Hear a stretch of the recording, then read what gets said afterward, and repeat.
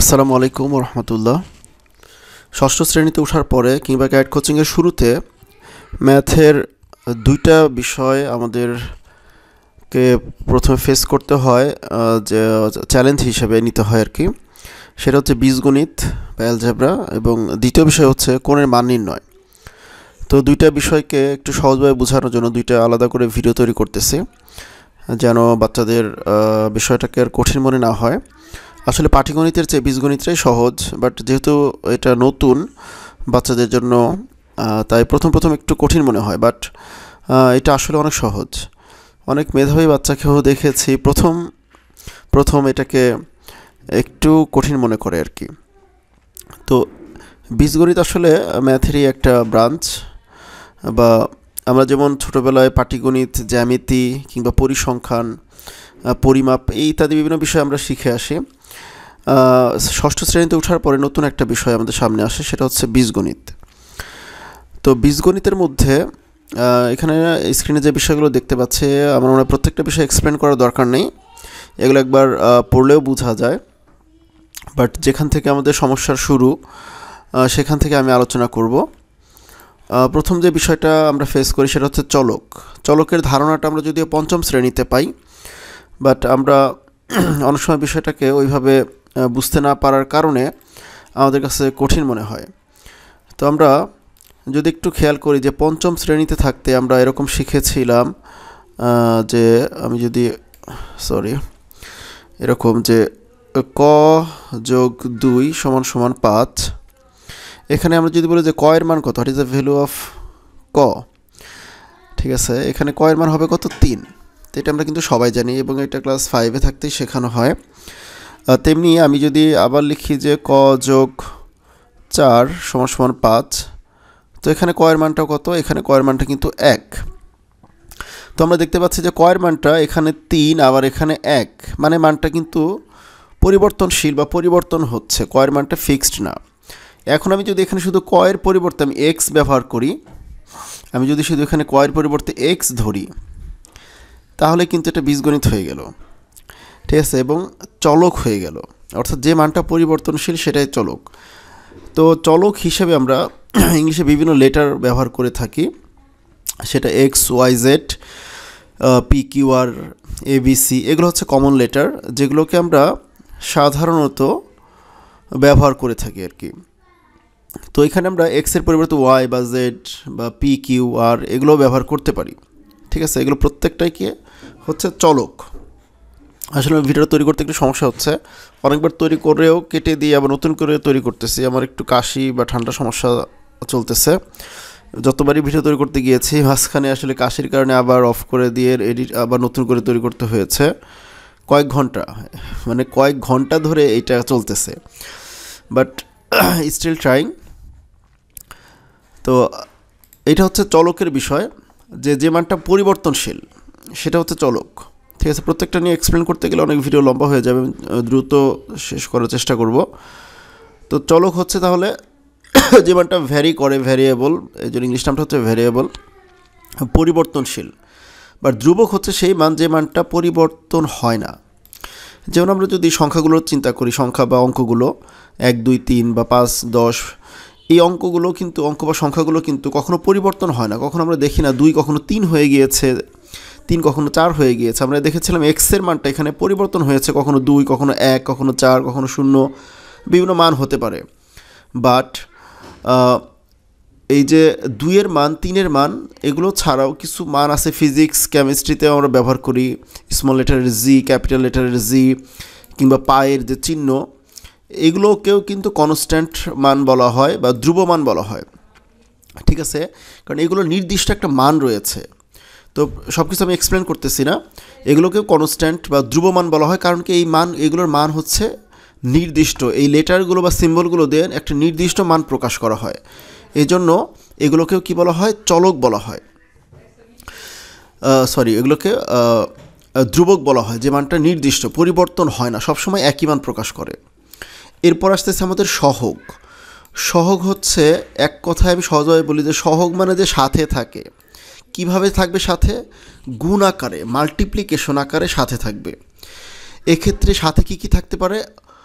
Letter coefficient বা numeric coefficient, অর্থাৎ আক্ষরিক সহগ হতে পারে সেটা এবং সাংখ্যিক সহগ হতে পারে।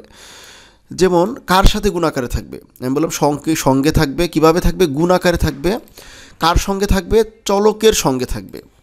যেমন আমি যদি উদাহরণ দেই যে 2x, এখানের মতো 2x বলতে আমরা কী বুঝি, 2 × x, অর্থাৎ এখানে এক্সের সাথে গুণ আকারে বা মাল্টিপ্লিকেশন আকারে কী আছে, 2 আছে। তাহলে এখানে এক্সের সহগ কী বা এক্সের সাথে কী আছে, 2 আছে। ঠিক আছে, তার মানে যা চলকের সাথে যা যুক্ত থাকে, আর যখন সংখ্যা যুক্ত থাকবে এটাকে বলা হয় সাংখ্যিক সহগ বা নিউমারিক কফিশিয়েন্ট। সংখ্যা থাকলে এটা হবে নিউমারিক কফিশিয়েন্ট।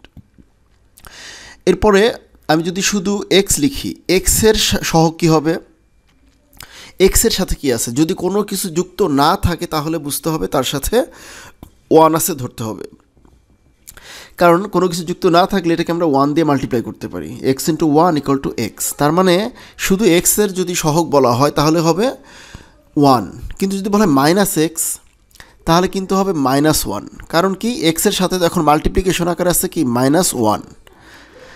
ঠিক আছে, তার মানে মাইনাস থাকলে আমাকে মাইনাসটা বলতে হবে, প্লাস বলা যাবে না।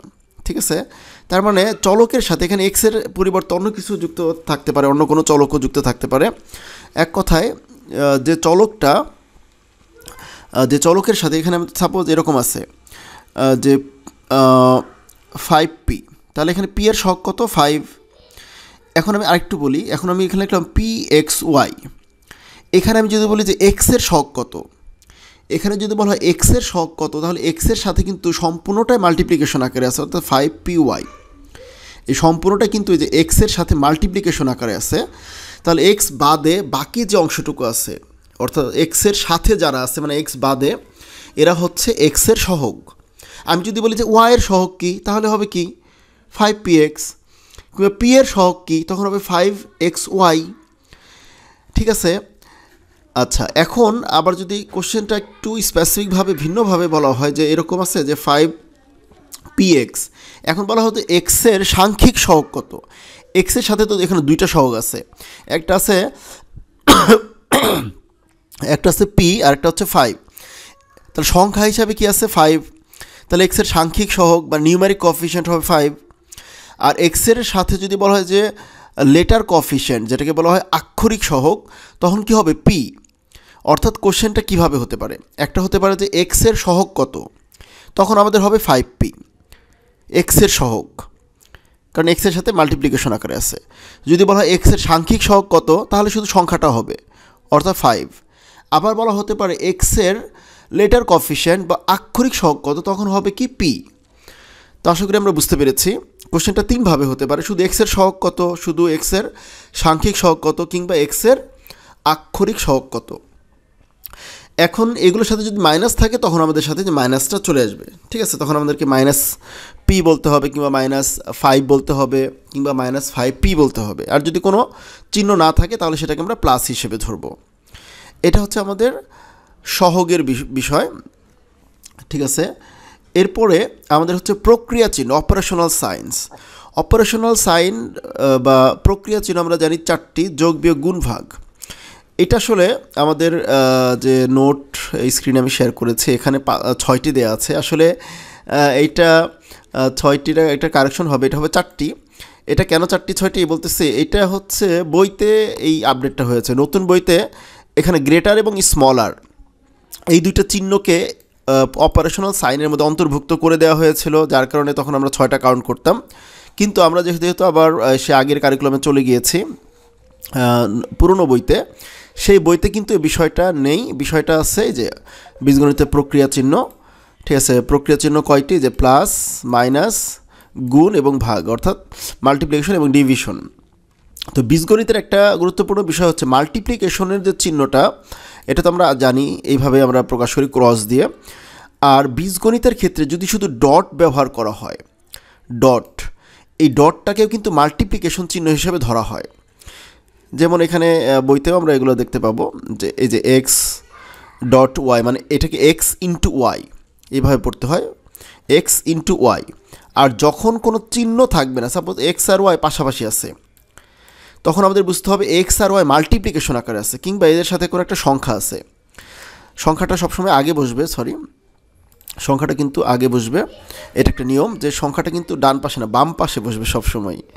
ঠিক আছে, 5xy এখানে মানে এটা হচ্ছে 5 ইন্টু এক্স ইন্টু ওয়াই, অর্থাৎ 3টা এখানে মাল্টিপ্লিকেশন আকার আছে।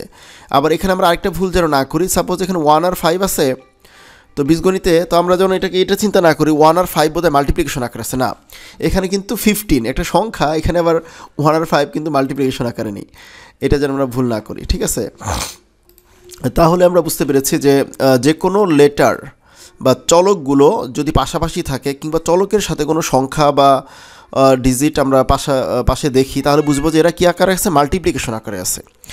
ঠিক আছে, তাহলে এইটা হচ্ছে আমাদের ইয়ের বিষয়টা গেল। ঠিক আছে, এটা তাহলে আমাদের প্রক্রিয়া চিহ্ন বিষয়টা গেল। এরপর হচ্ছে বীজগাণিতিক রাশি।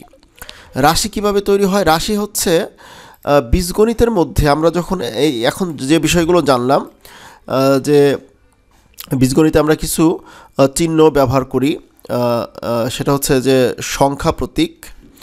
আচ্ছা, আমি একটু পজ করে আবারই করতেছি, স্ক্রিনটা ক্লিন করে। তো বীজগাণিতিক রাশি বা অ্যালজাব্রিক এক্সপ্রেশন হচ্ছে আমরা যে সিম্বলগুলো ব্যবহার করি। পাটিগণিতেও কিন্তু 10টি নিউমেরিক সিম্বল রয়েছে, সাংখ্যিক প্রতীক 10টি রয়েছে, 0 থেকে শুরু করে 1 2 3 4 5 6 7 8 9, এই 10টিকে সাংখ্যিক প্রতীক বা ডিজিট বলা হয় বা অঙ্ক বলা হয়। বীজগণিতেও একই। সাথে আমরা নতুন একটা বিষয় জেনেছি, চলক। ঠিক আছে, চলক, এখানে এক্স আর ওয়াই, এক্স ওয়াই জেড, এই 3টা চলক আমরা দেখতে পাচ্ছি। পাশাপাশি এখানে কিছু অপারেশনাল সাইন আমরা ব্যবহার করেছি, প্রথমে প্লাস, মাইনাস, তারপরে মাল্টিপ্লিকেশন বা ইনটু। তো এই যে সবগুলো মিলে যা তৈরি হয় এটাকে বলা হয় রাশি। অর্থাৎ এখানে আমরা 2x, এটাকে আমরা পড়ব কীভাবে, 2x, তারপর কি plus 5 minus 9z into Y, এই সম্পূর্ণটা মিলে যা তৈরি হয়েছে সম্পূর্ণটাকে বলা হয় একটা বীজগাণিতিক রাশি। তো এই বীজগাণিতিক রাশি আরও বড় হতে পারে, যত ইচ্ছা আমরা এটাকে বড় করতে পারি, আবার এটা ছোটও হতে পারে। আমি যদি কিছুকে বাদ দিই, সাপোজ আমি এরকম বাদ দিলাম, বাদ দিতে দিতে ছোটো করতে করতে আমি জাস্ট 2x রাখলাম, এইটাও কিন্তু একটা বীজগাণিতিক রাশি।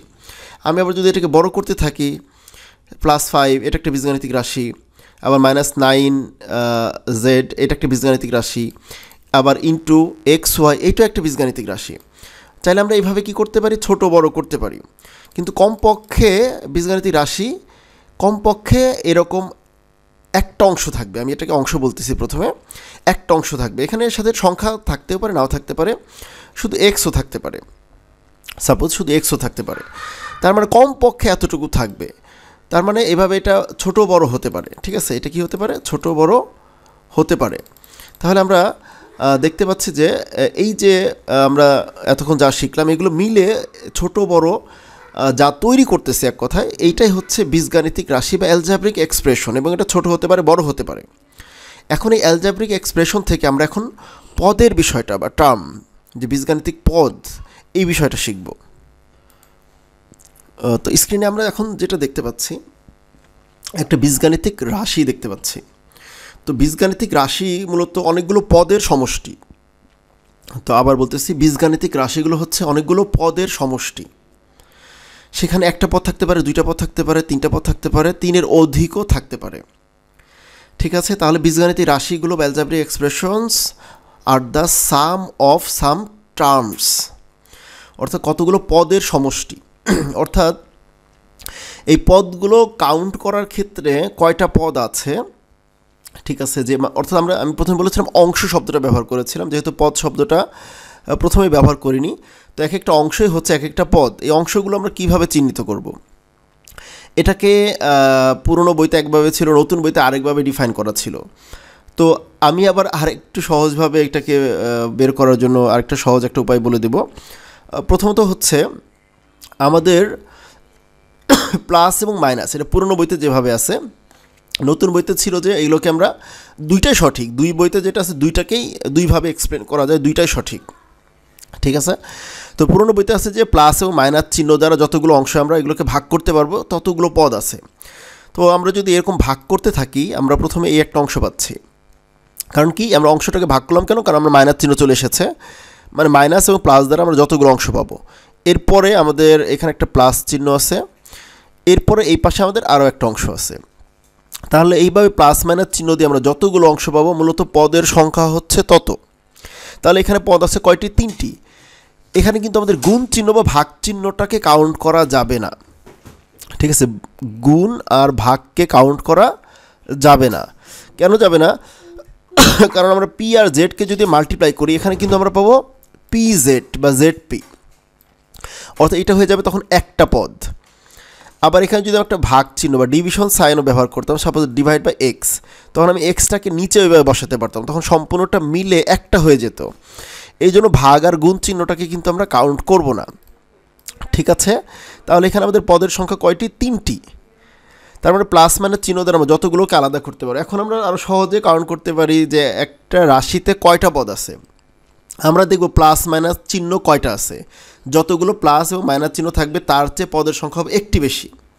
কিন্তু একটা কিন্তু আছে, সেই কিন্তুটা হচ্ছে যদি কখনো প্লাস বা মাইনাস চিহ্ন সামনে থাকে শুরুতে, যেমন আমাদের এখানে শুরুটা হয়েছে 2x দিয়ে, 2x এর সামনে সাপোজ একটা চিহ্ন ব্যবহার করলাম আমরা, অর্থাৎ এই বীজগাণিতিক রাশির শুরুতে একটা চিহ্ন আছে, সেটা হতে পারে প্লাস কিংবা মাইনাস। সাপোজ একটা মাইনাস চিহ্ন আছে, তাহলে আমরা দেখব যে শুরুতে যদি চিহ্নটা থাকে তাহলে আমরা যতগুলো প্লাস মাইনাস চিহ্ন থাকবে এখানে বীজগাণিতিক পদও হবে ততগুলো, অ্যালজেব্রিক টার্মস হবে ততগুলো। তার মানে এখন আমরা মাইনাস আছে 2টা, একটা এখানে একটা 2টা আর এখানে একটা 3টা, তাহলে প্লাস মাইনাস সাইন আছে কয়টা? 3টা। তাহলে আমাদের পদের সংখ্যা কয়টা? 3টা। আর যদি শুরুতে চিহ্ন না থাকে, শুরুতে চিহ্ন নেই, তাহলে আমাদের মোট চিহ্ন আছে কয়টা? 2টা, মাইনাস চিহ্ন একটা, প্লাস চিহ্ন একটা, সব মিলে 2টা চিহ্ন আছে, সব মিলে চিহ্ন আছে 2টা। তখন আমাদের পদের সংখ্যা কয়টা হবে? 2টা চিহ্ন থাকলে 3টা, 3টা চিহ্ন থাকলে 4টা, 4টা চিহ্ন থাকলে 5টা। আর যদি শুরুতে থাকে যতগুলো হবে ততগুলো, ব্যাস। এটা হচ্ছে সহজেই পদ বের করার একটা টেকনিক, যারা একদম তোমরা একদম বেসিক লেভেলে বা শুরুতে এইভাবে বের করতে পারো। পরবর্তীতে তোমরা দেখবে যে এটা আসলে এটা কোনো বিষয়ই না, খুবই সহজ। কিন্তু প্রথম যাদের কঠিন লাগতেছে তারা এই টেকনিকটা অবলম্বন করতে পারো। যতগুলো প্লাস মাইনাস চিহ্ন থাকবে তার চেয়ে একটা পদের সংখ্যা হবে তার চেয়ে একটা বেশি। আর শুরুতে যদি একটা প্লাস বা একটা মাইনাস চিহ্ন থাকে তাহলে যতগুলো প্লাস মাইনাস চিহ্ন আছে কাউন্ট করবা ততগুলোই পদ আছে, ঠিক আছে? আশা করি বিষয়টা সহজে বুঝতে পেরেছ। তাহলে আমরা বীজগাণিতিক রাশির পরে বীজগাণিতিক পদের আলোচনা করলাম। এখন যোগাত্মক বিপরীত, গুণাত্মক বিপরীত এবং পূর্ণ সংখ্যা। যোগাত্মক বিপরীত, গুণাত্মক বিপরীতের সবচেয়ে সহজভাবে বোঝার উপায় হচ্ছে জাস্ট যা থাকবে তার বিপরীত চিহ্ন বিপরীত হবে। মাইনাস এক্স, তার যোগাত্মক বিপরীত কি বা অ্যাডিটিভ ইনভার্স কী হবে? Plus x. তা প্লাস এক্স আছে বা শুধু এক্স মানে তো প্লাস এক্স, কোনো চিহ্ন না থাকলে সেটা প্লাস ধরতে হয়, তাহলে এটার যোগাত্মক বিপরীত রাশি হবে মাইনাস এক্স। বা মাইনাস 2 আছে, তার যোগাত্মক বিপরীত কী হবে? প্লাস 2। মানে মাইনাস থাকলে প্লাস, প্লাস থাকলে মাইনাস, এ হচ্ছে যোগাত্মক বিপরীত মান, ঠিক আছে? আশা করি বুঝতে পেরেছি। যোগাত্মক বিপরীত মানটা হচ্ছে যা থাকবে তার অপোজিট। এখন গুণাত্মক বিপরীত হচ্ছে মেনলি হচ্ছে এটাকে রিসিপ্রোকাল ফ্র্যাকশনও বলা হয় বা অপোজিট ফ্র্যাকশনও বলা হয় বা বিপরীত ভগ্নাংশও বলা হয়। যেমন 3/4 একটা ভগ্নাংশ, ফ্র্যাকশন 3/4। সাপোজ 3/4 হচ্ছে একটা ফ্র্যাকশন 3/4, তাহলে এটার গুণাত্মক বিপরীত ভগ্নাংশ হবে 4/3। 4/3, 3/4 হলে 4/3। তাহলে শুধু 3 থাকলে কি হবে? এটা টাইপ করতে ঝামেলা হচ্ছে স্ক্রিনে। 3 থাকলে কি হবে? 3 থাকলে হবে, আসলে 3 কিন্তু একটা ফ্র্যাকশন আমরা প্রকাশ করতে পারি, কারণ এর নিচে মনে মনে কি আছে? 1 আছে। তখন আমাদের 1 চলে যাবে উপরে, 3 আসবে নিচে, বিপরীত ভগ্নাংশ হয়ে যাবে। তার মানে এইভাবে যদি x থাকে তাহলে সেটা হয়ে যাবে কি? এটা গুণাত্মক বিপরীত অ্যাডিটিভ মাল্টিপ্লিকেটিভ ইনভার্স হয়ে যাবে 1/x, ঠিক আছে? x থাকলে 1/x, 2 থাকলে 1/2, 3 থাকলে 1/3, ঠিক আছে? যা থাকবে তার বিপরীত ভগ্নাংশ, রিসিপ্রোকাল ফ্র্যাকশন এক কথায়, ঠিক আছে? এইটা হচ্ছে যদি বলে যে বিপরীত মানটা চায়, যে যোগাত্মক বিপরীত বা গুণাত্মক বিপরীত, সেটা আমরা বুঝতে পারলাম। এখন হচ্ছে আরেকটা কোশ্চেন হবে কি, যে যোগাত্মক বিপরীত মানের যোগফল বা বিয়োগফল এবং গুণাত্মক বিপরীত মানের গুণফল বা ভাগফল। তো এখন সরি আচ্ছা এখন যে বিষয়টা বলবো সেটা হচ্ছে আরেকভাবে প্রশ্ন হয় এবং সেটাই বেশি হয় যে কোনো একটা মান দেওয়া থাকলো সেই মানের সাথে তার যোগাত্মক বিপরীত মান যোগ করতে বললো কিংবা বিয়োগ করতে বললো, ঠিক আছে, কিংবা অন্য কোনো একটা মান দেওয়া থাকলো, বললো যে সাথে আরেকটা মান দেওয়া থাকলো এবং সে বললো যে সেই মানের যোগাত্মক বিপরীত মানটা যোগ বা বিয়োগ করো। ঠিক আছে, তো আমি দেখাচ্ছি। যেমন বলা হলো 2 এর যোগাত্মক বিপরীত মান হচ্ছে 2 এর যোগাত্মক বিপরীত মান হচ্ছে -2।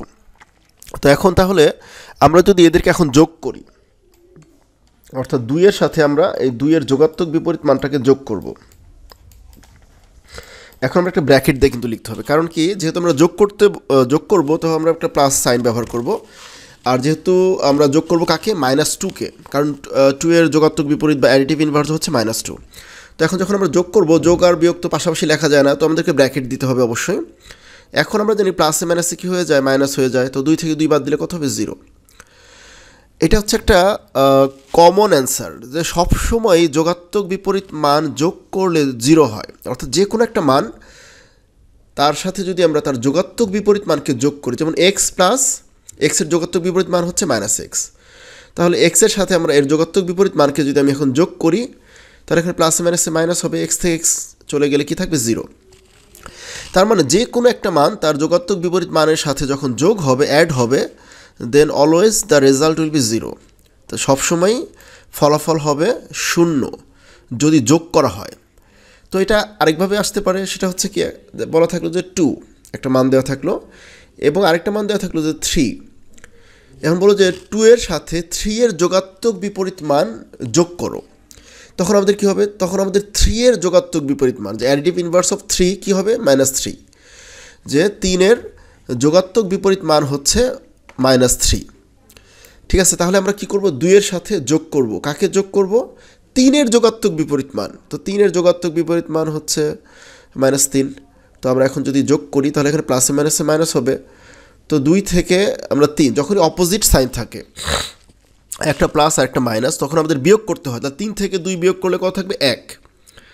এখন আমরা কি +1 নাকি -1, এখন আমাদের বড় যে চিহ্নটা আছে সেটা হচ্ছে মাইনাস, অর্থাৎ 3 হচ্ছে মাইনাস, তো আমাদের বড়টার চিহ্ন বসাতে হয়। তো আমাদের এখন এখানে কি হবে, -1 হবে।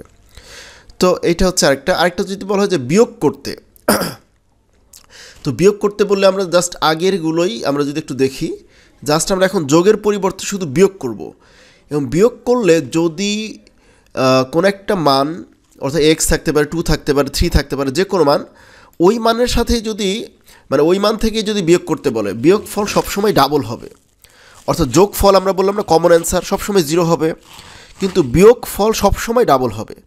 যেমন এক্সের অ্যাডিটিভ ইনভার্স হচ্ছে -x। এখন আমরা যদি x থেকে বিয়োগ করি, x -x, তাহলে আমরা দেখতে পাচ্ছি মাইনাসে মাইনাসে এখানে প্লাস হয়ে যাচ্ছে, অর্থাৎ +x। তাহলে আমাদের x আর x মিলে কয়টা x হয়ে যাচ্ছে, 2x হয়ে যাচ্ছে।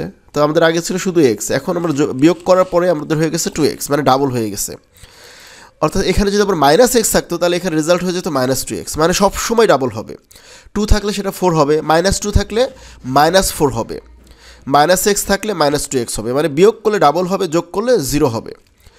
ঠিক আছে, তো একইভাবে যদি আমরা শেষ যে অঙ্কটা দেখেছিলাম, এখানেও যদি আমরা বিষয়টা খেয়াল করি যে মাইনাস যদি করতাম আমরা, এখানে তো ডাবল হতো না, কারণ আমাদের যেহেতু মানগুলো ভিন্ন ভিন্ন, 2 এর সাথে আমরা তখন বিয়োগ করতাম -3কে, তো মাইনাসে মাইনাসে হয়ে যেত প্লাস, তখন আমাদের রেজাল্ট হতো +5, তখন আমাদের রেজাল্ট হতো +5। এই হচ্ছে আমাদের যোগাত্মক বিপরীতের ক্ষেত্রে যোগ বিয়োগ। এখন হচ্ছে গুণাত্মক বিপরীতের ক্ষেত্রে সাধারণত গুণ করতে বলে। তো যেমন x এর গুণাত্মক বিপরীত বা মাল্টিপ্লিকেটিভ ইনভার্স হচ্ছে 1/x। এখন আমরা যদি মাল্টিপ্লাই করি x ইন্টু 1/x, তাহলে আমরা দেখব যে x কাটা যাচ্ছে, তো রেজাল্ট থাকতেছে কি 1। অর্থাৎ মাল্টিপ্লিকেটিভ ইনভার্সের ক্ষেত্রে সবসময় রেজাল্ট 1 হবে যদি আমরা মাল্টিপ্লাই করি। তাহলে মাল্টিপ্লিকেটিভ ইনভার্স আমরা আরও কয়েকটা দেখি, যে 2, এটা মাল্টিপ্লিকেটিভ ইনভার্স হচ্ছে 1/2। ঠিক আছে, কারণ এখানে নিচে 1 ছিল, 1টা উপরে চলে গেছে। তাহলে এখন আমরা মাল্টিপ্লাই করি 2 ইন্টু 1/2, তাহলে এখানে 2 কাটা যাচ্ছে, কি থাকতেছে, 1 থাকতেছে। তার মানে আমরা যতই করি, যত অঙ্কগুলোই করি না কেন, সবসময় রেজাল্ট কিন্তু একই হবে। মাইনাস মাল্টিপ্লিকেটিভ ইনভার্সের ক্ষেত্রে গুণফলটা সবসময়ই 1 হবে, ঠিক আছে। তেমনি আমি আরও কয়েকটা যদি উদাহরণ দেখি, 3/4 এর মাল্টিপ্লিকেটিভ ইনভার্স হচ্ছে 4/3। তো আমরা এখন কাটাকাটি চলে যাবে, 3 3 4 4, তো কী থাকবে? কিছু থাকবে না, মানে কি 1 থাকবে, ঠিক আছে। তার মানে আমাদের এক্ষেত্রে সবসময় রেজাল্ট একটা কমন অ্যান্সারই আসবে, 1 আসবে বারবার। এটা হচ্ছে গুণের ক্ষেত্রে। যদি ভাগ করা হয়, অর্থাৎ ভাগ করতে বলা হয়, তাহলে রেজাল্টটা হয়ে যাবে স্কোয়ার। যেমন 2 আছে, আমরা ভাগ করব কাকে? এটার মাল্টিপ্লিকেটিভ ইনভার্স বা গুণাত্মক বিপরীত। এটা গুণাত্মক বিপরীত হচ্ছে 1/2। তাহলে আমরা মাল্টিপ্লাই করলে 2টা উপরে চলে যাবে, নিচে 1 আসবে, তো 2 2 4 হচ্ছে। তো 2 ছিল, এখন ডিভাইড করার পরে অ্যান্সারটা হয়ে যাচ্ছে কি 4। তার মানে ডিভাইড করলে সবসময় মানটা স্কোয়ার হয়ে যাবে। আরেকটা এক্সাম্পল দিই, যেমন 3/4, এটাকে যদি আমি ডিভাইড করি 4/3 দিয়ে, তাহলে মানে এটা মাল্টিপ্লিকেটিভ ইনভার্স দিয়ে, তাহলে আমার ডিভিশন থেকে আমরা যদি এটাকে মাল্টিপ্লিকেশনে কনভার্ট করি, তো আমাদের 3 উপরে যাবে, 4 নিচে চলে আসবে। এখন আমরা 3 আর 3 মাল্টিপ্লাই হবে, কোনো কাটাকাটি যাবে না, উপরে হবে 9 আর নিচে হবে 16। তো আমরা জানি 3/4কে স্কোয়ার করলে, যে 3/4 যে মানটা ছিল, অ্যাকচুয়াল যে ভ্যালুটা ছিল, এটাকে স্কোয়ার করলে কী পাওয়া যায়? 9/16 পাওয়া যায়। তার মানে ডিভাইড করলে মানটা স্কোয়ার হয়ে যাবে। আচ্ছা, তো এই ছিল আমাদের। আরেকটা টপিক বাকি আছে, পূর্ণ সংখ্যা, ঠিক আছে। তো এগুলো কোশ্চেনগুলো কিন্তু আমরা আসলে আমি কিন্তু বেসিক আইডিয়া দিচ্ছি, এগুলো থেকে কিন্তু কোশ্চেন আরও একটু ব্যতিক্রম হতে পারে, এক্সেপশনাল হতে পারে। সেগুলো কিন্তু আমরা যখন এই বেসিকটা আমাদের ক্লিয়ার হয়ে যাবে, আমরা যখন আরেকটু ম্যাচিউরড হব, তখন কিন্তু আমরা ওই যে ব্যতিক্রম যে বিষয়গুলো আছে বা এই অঙ্কগুলোকে আরও ঘুরায় কীভাবে আসে, সেগুলো কিন্তু আমরা বছরের মাঝামাঝিতে বা বছরের শেষের দিকে আরও বিভিন্নভাবে প্র্যাকটিস করাবো। এই জন্য ভয়ের কিছু নেই। আগে থেকে যদি আমরা অ্যাডভান্স লেভেলে চিন্তা করি, আমি 1 2 পারি না, এখন আমি বড় বড় সংখ্যা নিয়ে চিন্তা করতেছি, তো সেক্ষেত্রে তো আমি তো ভয় পাবোই স্বাভাবিকভাবে। তো আমাদেরকে বেসিকটা ক্লিয়ার হতে হবে। তো আমি এখানে শুধু বেসিকটা ক্লিয়ার করতেছি, আর তোমাদের কিন্তু প্রথম দিকের কোশ্চেনগুলো এই বেসিক লেভেলের হবে, হার্ড কোশ্চেন হবে না, খুব পেঁচানো হবে না, ঠিক আছে। ওকে, পূর্ণ সংখ্যা, ইন্টিজার নাম্বার। তো ইন্টিজার নাম্বারের ক্ষেত্রে আমরা একটা সহজভাবে আমি এটাকে এক্সপ্লেন করতেছি। তো পূর্ণ সংখ্যা বোঝানোর জন্য আমি একটা নাম্বার লাইন এঁকেছি। তো নাম্বার লাইন জিনিসটা কি? আমরা তো লাইন তো চিনি, রেখা, একটা রেখা এঁকেছি, বা নাম্বার লাইন মানে হচ্ছে বাংলায় বলে সংখ্যা রেখা। তো যে রেখার মধ্যে সংখ্যা স্থাপন করে দেখানো হয় এক কথায়, সেটাই হচ্ছে নাম্বার লাইন, ঠিক আছে। যে লাইনে আমরা নাম্বারগুলোকে শো করি। তো এটা একটা নিয়ম আছে। এখানে আমরা মূলত মাঝখানে কী থাকবে? 0 থাকবে। ডান দিকে এটার যে ডান পাশে এটা পজিটিভ নাম্বার বা ধনাত্মক মানগুলো থাকবে, বাম পাশে নেগেটিভ ভ্যালু বা ঋণাত্মক মানগুলো থাকবে। তো এটা বোঝার উপায়, মানে বোঝার সুবিধার্থে আর কি।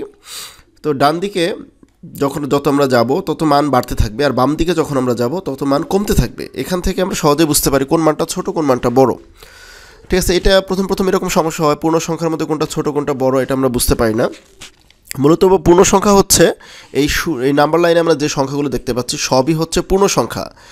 অর্থাৎ আমরা ডান পাশে 5 6 7 এভাবে যত বাড়তে থাকবে, আর বাম পাশে যতই কমতে থাকবে -6 -7 এভাবে আনলিমিটেড, ডান দিকে আনলিমিটেড, ঠিক আছে। কিন্তু ফ্র্যাকশন হওয়া যাবে না, ডেসিমালে হওয়া যাবে না, অর্থাৎ সবই হবে অখণ্ড, ঠিক আছে, বা হোল নাম্বার, ঠিক আছে। এটা হচ্ছে বিষয়, কোনো ভগ্নাংশ আসবে না, 1/2 বা 0.5 এরকম কিছু আসবে না, সবই হবে পূর্ণ। এই জন্য এটাকে বলা হয় পূর্ণ সংখ্যা। আমরা তো জানি একটা আপেলকে যদি আমি সাপোজ একটা আপেল বা কোনো কিছুকে আমি যদি সম্পূর্ণ অক্ষত রাখি, সেটাকে আমরা বলি কি? একটা সম্পূর্ণ আপেল আর কি। তো এটাকে যদি আমি খণ্ড করি, ভাগ করে ফেলি, তখন এটা হয়ে যাবে খণ্ডিত, ঠিক আছে, খণ্ডিত অংশ হয়ে যাবে। তখন কিন্তু এটা সম্পূর্ণ থাকবে না বা পূর্ণ থাকবে না, কথায় পূর্ণ বা হোল আপেল আমি বলবো না, বা সম্পূর্ণ আপেল আমি বলবো না। তো এরকম আর কি। অর্থাৎ এখানে পূর্ণ সংখ্যাগুলো হচ্ছে এরকম, যে এখানে খণ্ডিত কোনো অংশ থাকবে না, বা ভগ্নাংশ বা ডেসিমালে বা দশমিকে থাকবে না, ঠিক আছে। কিন্তু এটা পজিটিভ হতে পারে, নেগেটিভ হতে পারে এবং জিরো হতে পারে, ঠিক আছে। তার মানে 0 মাঝখানে, ডান দিকে যত যাব আমরা পজিটিভ, বাম দিকে হচ্ছে নেগেটিভ, এই সবগুলো নিয়েই যে সংখ্যা, এরাই হচ্ছে পূর্ণ সংখ্যা বা ইন্টিজার নাম্বার, ঠিক আছে।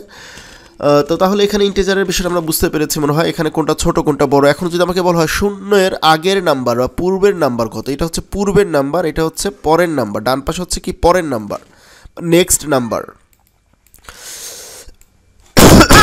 ডান পাশে হচ্ছে কি নেক্সট নাম্বার, আর বাম পাশে হচ্ছে পূর্বের সংখ্যা বা প্রিভিয়াস নাম্বার। ঠিক আছে, প্রিভিয়াস নাম্বার। তাহলে যদি আমাকে বলা হয় শূন্যের আগের সংখ্যা কত, আগের পূর্ণ সংখ্যা কত, তাহলে কী হবে -1, বা -1-এর পরবর্তী বা নেক্সট নাম্বার কত, নেক্সট পূর্ণ সংখ্যা কত, তাহলে কত হবে 0। তো এখান থেকে আমরা বুঝতেছি কিন্তু কোনটা আগের সংখ্যা বললে আমরা বাম লেফটে যাব, বা প্রিভিয়াস নাম্বার বললে লেফটে যাব, আর নেক্সট বা পরবর্তী সংখ্যা বললে আমরা রাইটে যাব। ব্যাস এতটুকু কনসেপ্ট ক্লিয়ার থাকলে কিন্তু আমরা পূর্ণ সংখ্যার ক্ষেত্রে কার পরে কে আসবে বা কার আগে কে আসবে এটা কিন্তু আমরা সহজেই বুঝতে পারবো। এতটুকু কনসেপ্ট ক্লিয়ার থাকলে আপাতত পূর্ণ সংখ্যার জন্য যথেষ্ট। ঠিক আছে ইনশাল্লাহ। তো কারণ এই ধরনের কোশ্চেনই আমাদের আছে যে এটার আগের সংখ্যা কত বা এটার পরের সংখ্যা কত। ঠিক আছে, বা অনেক সময় কোশ্চেন হয় যে সবচেয়ে ক্ষুদ্রতম পূর্ণ সংখ্যা, এক অঙ্কের ক্ষুদ্রতম পূর্ণ সংখ্যা কত, তো তখন কত হবে -9। ঠিক আছে, সরি, আসলে আমি আর কন্টিনিউ করতে পারতেছি না, শরীরের অবস্থা ভালো না। তো যতটুকু করলাম শর্টকাটে আলোচনা করতে গিয়ে তাও আধা ঘন্টা হয়ে গিয়েছে। আশা করি বাচ্চারা বুঝতে পেরেছো তোমরা। এরপর তো কোশ্চেন কনফিউশন যদি থাকে তো তারপরে ভিডিওটা আমি মনে হয় আবার যদি তোমরা রিপিট করো, আবার দেখো 30 মিনিটস, আশা করি তোমাদের কাজে লাগবে ইনশাল্লাহ। ঠিক আছে, যদি কনফিউশন থাকে তারপরে তোমরা যারা অনলাইনে আমার ভিডিওটা দেখবা তারা কমেন্ট সেকশনে, আর যারা আমাদের অফলাইন স্টুডেন্ট আছো তোমরা আমাকে ক্লাসে কিংবা আমাদের হোয়াটসঅ্যাপ গ্রুপে বা হোয়াটসঅ্যাপে আমাকে মেসেঞ্জারে বা হোয়াটসঅ্যাপে আমাকে মেসেজ করে জানাতে পারো। ঠিক আছে, আর এখন আপাতত এই বেসিকটা হলেই হবে। অ্যাডভান্স লেভেলে যখন তোমার বেসিক ক্লিয়ার হবে তখন তোমাকে অ্যাডভান্স লেভেলে বুঝালেও তোমরা বুঝতে পারবে। ঠিক আছে, তো আপাতত বেসিকটাকে ক্লিয়ার করো, তাহলে আশা করি তোমাদের প্রবলেম হবে না। আর কোশ্চেনগুলো প্রথম থেকে বেসিক থেকে হবে। ঠিক আছে, এই জন্য কোনো টেনশন করার দরকার নেই। তো সবাই ভালো থাকো, আমার জন্য দোয়া করো। আসসালামু আলাইকুম ওয়া রাহমাতুল্লাহ।